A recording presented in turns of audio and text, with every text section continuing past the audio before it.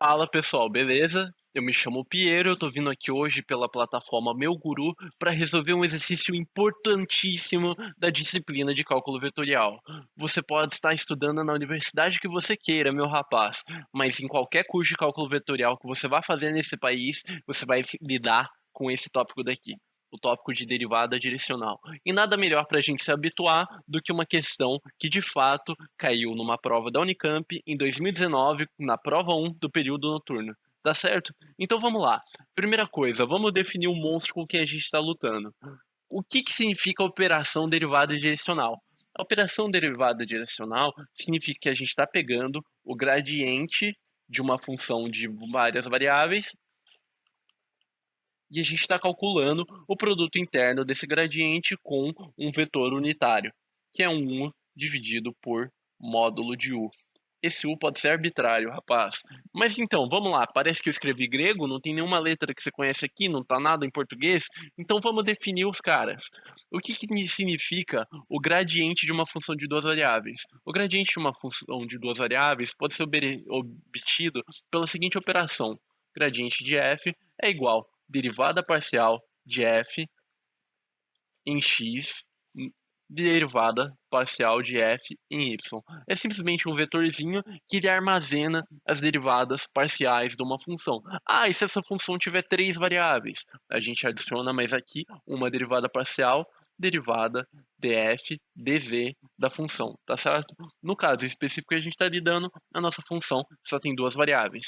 Como que a gente faz essa operação aqui? Vocês lembram? A derivada parcial de uma função a gente obtém pegando f de xy, a gente considera y igual a uma constante, y igual a c, e a gente deriva normalmente como se não tivesse acontecendo nada a função, como se fosse uma questão de cálculo 1, deriva ela na variável x, considerando y uma constante. Só que como aqui a gente está no mundo de várias variáveis, ao invés do dzinho que a gente conhece, de diferencial, a gente vai chamar isso aqui de derrom, tá beleza? Então vamos lá, partindo para a derivada parcial em x dessa função. F de xy igual a seno de xy, certo? Menos y e a x ao quadrado. Primeira coisa, df dx igual a d sobre dx, seno de xy menos y e a x ao quadrado. Aqui, considerando y uma constante e usando a regra da cadeia, a gente obtém derivada de seno de xy vai ser a mesma coisa aqui. Cosseno de xy, deriva em seno e mantém o argumento, e deriva esse cara aqui que está dentro e coloca para fora o que sai daqui. Derivada de xy, considerando y uma constante, vai ser simplesmente y. Aqui, beleza. Y é uma constante multiplicada por uma função, basta a gente derivar essa função daqui. Tá certo? Usando a regra da cadeia, a gente consegue derivar e a x com o argumento de x ao quadrado, que é simplesmente ax, derivada de ax é ax, e pula para fora esse argumento daqui derivado. Derivada de x ao quadrado vai ser simplesmente 2x. Obtemos a derivada parcial em x dessa função. Agora, para df dy,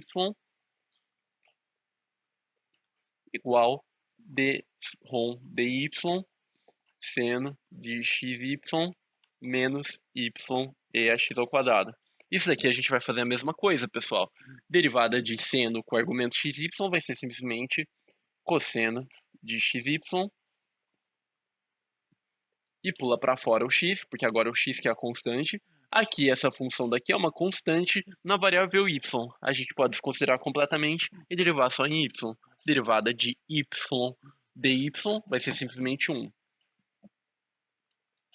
Conseguimos obter com sucesso o gradiente da nossa função, porque é só colocar esse cara daqui na primeira coordenada e esse cara daqui na segunda, obtendo vetor gradiente de f igual cosseno de xy, y menos ex ao quadrado 2x, vírgula, cosseno de xy, x menos ex ao quadrado. Agora falta só mais uma parte da equação para a gente interpretar.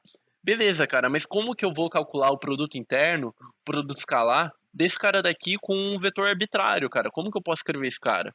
Repara, o vetor direcional, U, ele é um cara que está dividido pelo módulo dele. Toda vez que a gente divide um cara pelo tamanho dele, a gente consegue o número 1 como o tamanho dele, certo? Esse cara nada mais é do que um vetor da forma x, y, de modo que norma de x, y igual a 1. Não sei se vocês lembram a fórmula da norma, mas é simplesmente a gente tirar a raiz do tamanho de cada coordenada. Beleza, a gente tem que raiz de x ao quadrado mais y ao quadrado igual a 1. A gente pode levar os dois lados ao quadrado obtendo o seguinte: x ao quadrado mais y ao quadrado igual a 1 ao quadrado, o que nos dá uma coisa interessante. Isso aqui a gente já conhece, é a circunferência de raio 1 centrada na origem. Parametrizando esse cara, a gente consegue uma cara muito boa para o vetor unitário. A gente vai usar a parametrização clássica da circunferência, que é a seguinte: cos de θ, vírgula, seno de θ, e θ existe de 0 até 2π. Beleza? Agora é muito fácil, cara. A gente pode simplesmente plugar aquela expressão no vetor, no ponto que a gente está calculando ela.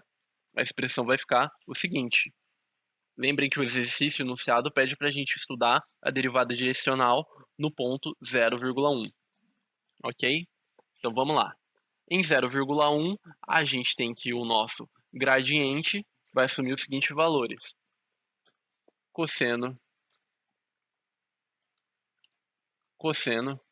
de 0 vezes 1 vezes 1 menos e a 0 ao quadrado vezes 2, 0, vírgula, cosseno de 0 vezes 1 vezes 0 menos e a 0 ao quadrado. Esse cara daqui é simplesmente igual, cosseno de 0 é 1, multiplicado por 1 é 1, beleza. Esse cara daqui está multiplicado por 0 vai dar 0, vírgula, cosseno de 0 é 1, multiplicado por 0 é 0, menos e elevado a 0. Qualquer número elevado a 0 é 1, então a gente conseguiu menos 1. Simplificamos demais, cara. A gente simplificou pra caramba a contaiada que a gente tinha que fazer. Uma hora a gente tinha esse negócio aqui escrito.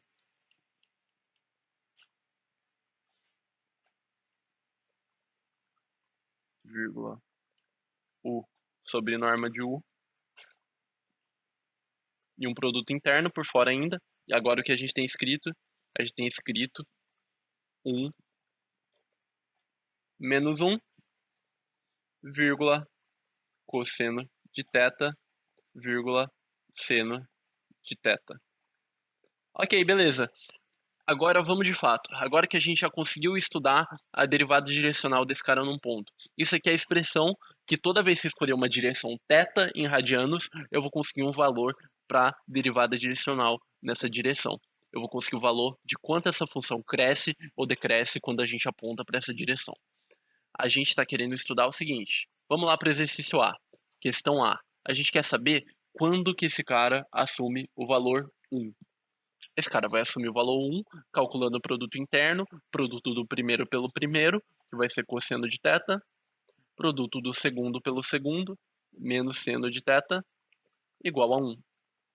Quando que cosseno de θ menos seno de θ é igual a 1? A gente vai resolver da seguinte forma. O que a gente tem?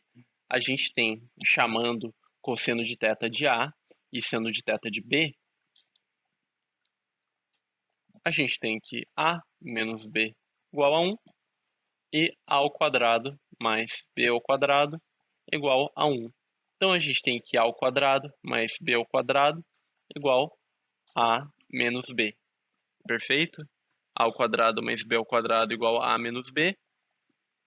Então a gente obtém que A ao quadrado menos A mais B ao quadrado menos B igual a 0.